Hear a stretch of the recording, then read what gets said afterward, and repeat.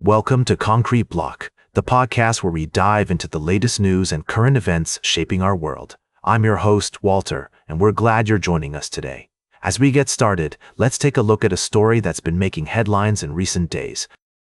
President Donald Trump has been ramping up his rhetoric about crime in Washington, D.C., despite data showing that crime rates in the nation's capital are actually falling. According to reports, Trump has taken to social media to warn homeless individuals to leave Washington, D.C. Immediately, the president's comments have sparked concern and debate among locals, advocates, and law enforcement officials.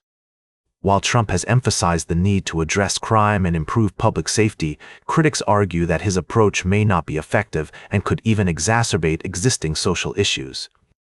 It's worth noting that Washington, D.C.'s Mayor Muriel Bowser has pushed back against Trump's characterization of the city as one of the most dangerous cities anywhere in the world. In fact, police statistics show that homicides, robberies, and burglaries are down this year compared to the same time last year. Overall, violent crime is down 26% compared to this time a year ago. As we explore this story further, it's essential to consider multiple perspectives and evaluate the evidence.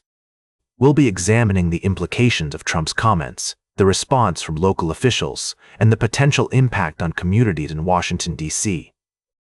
We'll also be looking at the broader context of crime and public safety in the United States, including the role of law enforcement, social services, and community-based initiatives. Our goal is to provide a nuanced and balanced discussion without taking sides or promoting any particular agenda. So, let's take a deep dive into this complex issue and explore what it means for our communities, our cities, and our country as a whole. We'll be right back with more of today's top news on Concrete Block. Welcome back to Concrete Block. I'm your host, Walter. We're diving into a complex issue that's been making headlines lately: the impact of tariffs on the U.S. economy and consumers. A recent article from Seeking Alpha sheds some light on the data surrounding tariffs, and it's worth taking a closer look. According to the piece, tariffs have indeed boosted U.S. government revenue and narrowed the trade deficit, but the burden of these costs is largely falling on U.S. companies and consumers. In fact, Goldman Sachs data shows that 86% of tariff costs are absorbed domestically, contradicting the administration's claim that foreign exporters pay the bulk of these costs. This raises some important questions about the long-term effects of tariffs on the U.S. economy. While they may provide a short-term boost to certain industries, there's a real risk that companies will pass these costs on to consumers, potentially fueling inflation and limiting the ability of the Federal Reserve to cut interest rates. We're also seeing some notable examples of how tariffs are affecting businesses and consumers in real time. For instance, Nintendo recently announced a price hike for its Switch console due to tariffs, while companies like Sonos and DJI have also increased prices on certain products. Meanwhile, President Trump has signed an executive order extending lower tariffs with China for another 90 days, as reported by Engadget.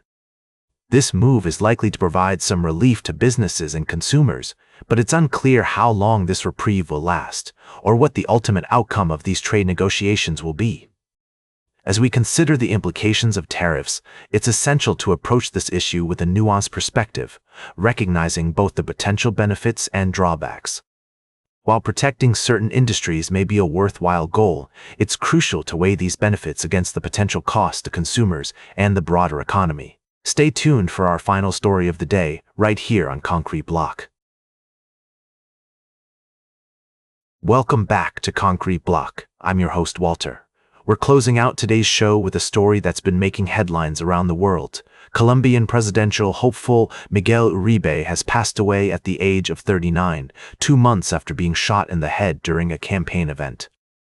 Uribe was a prominent figure in Colombian politics, known for his commitment to fighting against violence and corruption. His death has sent shockwaves throughout the country, with many calling for an end to the violence that has plagued Colombia for decades. According to reports, Uribe was shot on June 7th while attending a campaign rally in Bogotá. He underwent emergency surgery and had been in critical condition ever since. Despite the efforts of his medical team, Uribe succumbed to his injuries earlier this week. The outpouring of support for Uribe's family has been overwhelming, with messages of condolence coming in from all over the world. Colombian President Gustavo Petro expressed his deepest regret over Uribe's death, saying that violence cannot continue to mark our destiny. U.S. Secretary of State Marco Rubio also weighed in, stating that the United States stands in solidarity with Uribe's family and the Colombian people. Uribe's party leader, former President Alvaro Uribe, not related to the deceased, said that evil destroys everything. They killed hope. He called on Colombians to unite and continue fighting for a peaceful country. As we reflect on this tragic event, it's clear that Miguel Uribe's legacy will live on. His commitment to democracy and his fight against violence have inspired many, and his memory will serve as a reminder of the importance of standing up for what is right, even in the face of adversity. We'll continue to follow this story and provide updates as more information becomes available. In the meantime, our thoughts are with Uribe's family and the people of Colombia during this difficult time. That's all for today's Concrete Block. Remember to like, share, and subscribe, and until next time, stay informed.